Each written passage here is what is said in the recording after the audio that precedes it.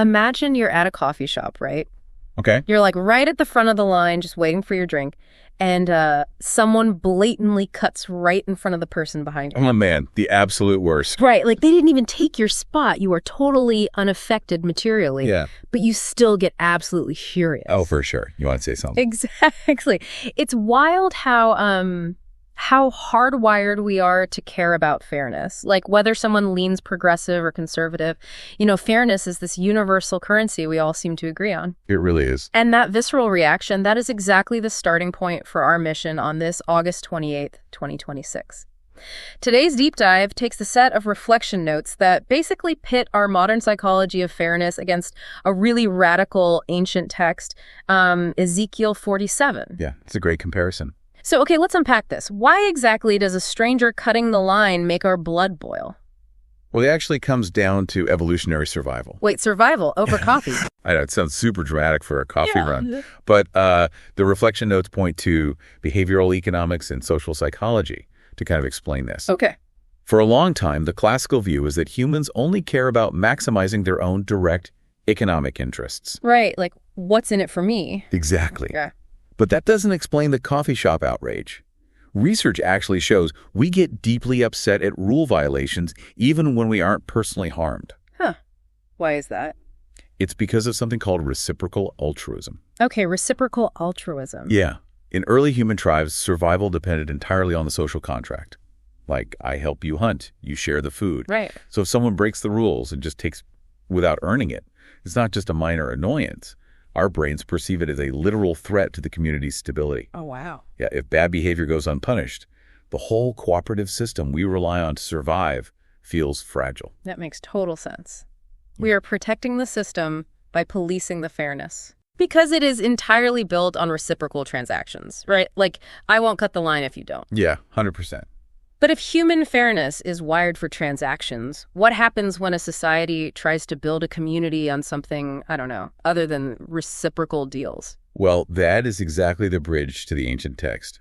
What's fascinating here is how Ezekiel chapter 47 completely redefines what a stable, fair community looks like. By stripping away that transactional psychology. Yes. In this passage, God is commanding the Israelites on how to divide up the land. He's distributing it equally among the 12 tribes, with Joseph getting 2 portions.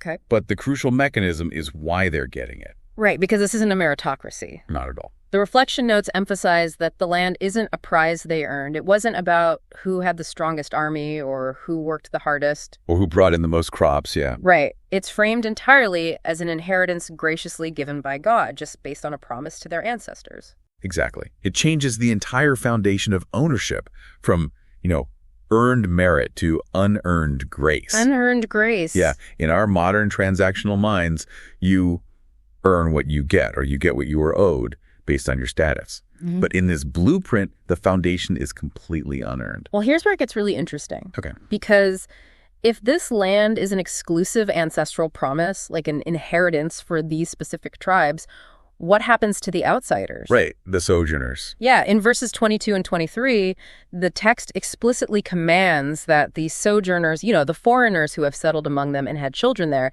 they must be treated exactly like native-born Israelites. And receive an equal inheritance. Which is wild. Like, wait, hold on. If I'm an ancient Israelite and my ancestors just spent decades wandering the desert. Fighting for survival. Yes, fighting for survival and finally getting this land, and you tell me an outsider who just showed up gets an equal share, I'm going to riot. Oh, absolutely. How did this not cause a mutiny?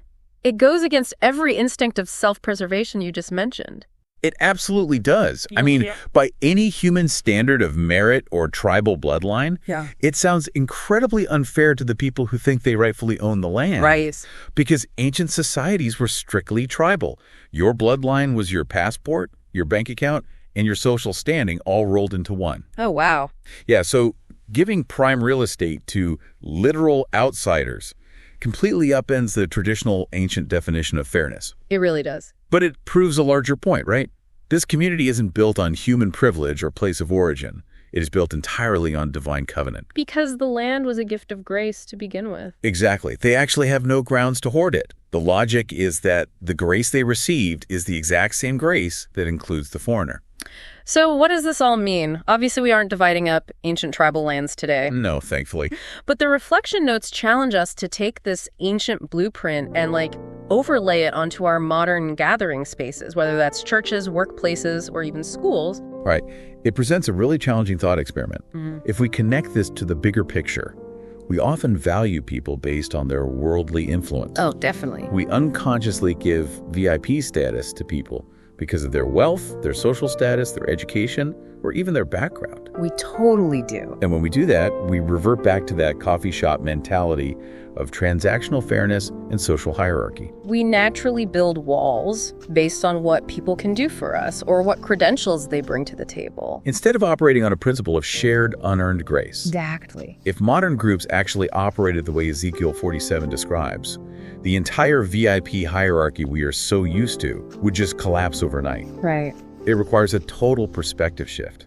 We have to stop looking at the resources we have, our networks, our spaces, our influence as our own private achievements.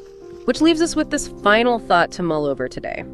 If we start viewing our own positions, our resources, and our communities purely as an unearned inheritance rather than something we achieved all on our own, how would that fundamentally change who we are willing to share our space with today?